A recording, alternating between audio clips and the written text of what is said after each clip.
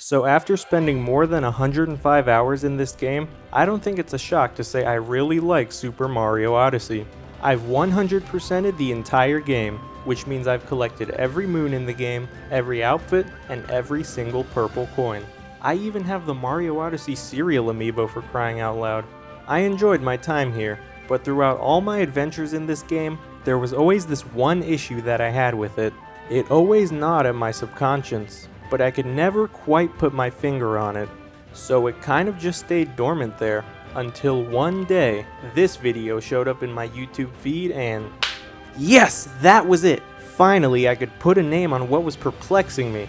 The island problem. It was the fact that not all, but most of the kingdoms in this game are basically just floating masses of land surrounded by these strange, deep pits, with no real explanation for their existence. It's pretty uncanny to see these vibrant and lively worlds just floating there. Isolated. It's not explained how they got this way, how the locals contact the outside world, or how foreigners even travel to these places. And believe me, they do. A lot. Let's take New Donk City in the Metro Kingdom for example, arguably the most iconic kingdom in the game, and synonymous with the very identity of Super Mario Odyssey. This kingdom is meant to feel like a bustling city, where Mario is free to swing and do acrobatics to his heart's content.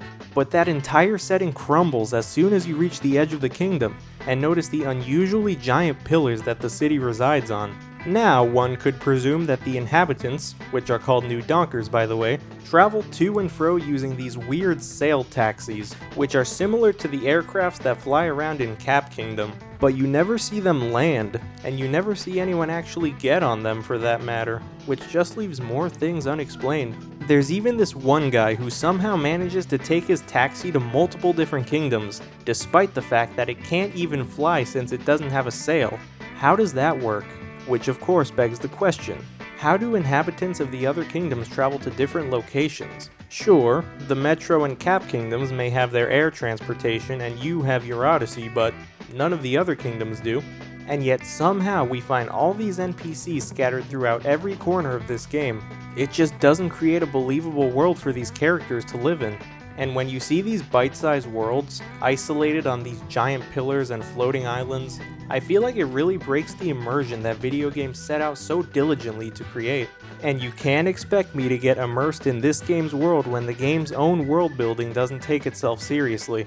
But what's most perplexing is that none of the previous 3D Mario games struggled with this island problem, at least to this extent. Every previous 3D Mario had an actual hub world which, by their very nature, helped to interconnect everything in them.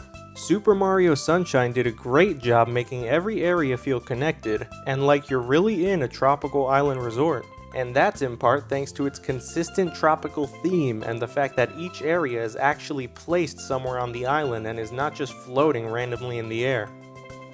Except for Pianta Village, and many stages in this game serve actual functions in the game's world, whether it's the hotel on Serena Beach to house the tourists, or Pina Park which serves as entertainment. Depending on where you are in the map, you can even see other stages in the background, further reinforcing the idea that this is a real, lived-in world. Now Mario 64 and Galaxy, on the other hand, do sometimes suffer from this issue, especially the latter. But I find that it's less detrimental to the experience, especially since Mario 64 was held back by the dreaded hardware limitations and Galaxy takes place in space. And you know, things float up there.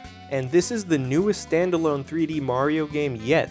Technology has advanced, and consoles have only gotten more powerful, so these issues shouldn't be as prevalent as they were in previous games.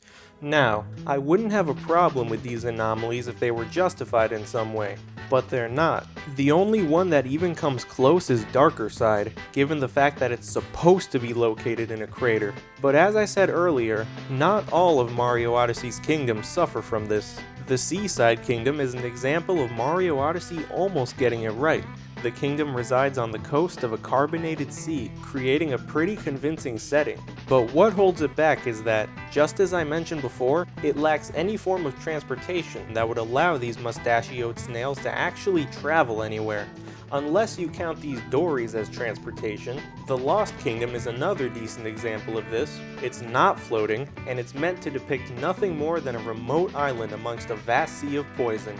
which it does effectively. So why is Super Mario Odyssey's world like this? Was it just pure laziness? Was it a bizarre creative choice? I don't know the answers, but what I do know is that the way Mario Odyssey's world is set up, it's immersion breaking, it sets up a world that is not believable, and it's just flat out weird. Now, I would love to end this video with something corny like, here's to a brighter and more immersive future for 3D Mario, if it wasn't for the fact that the team behind Donkey Kong Bonanza, the same team that developed Super Mario Odyssey mind you, did the exact same thing with this game. Unbearable. But seriously, Donkey Kong Bonanza is a great game, and I highly recommend taking out a loan in order to play the console that this game is exclusive to, and Odyssey's still a great game despite everything I just said.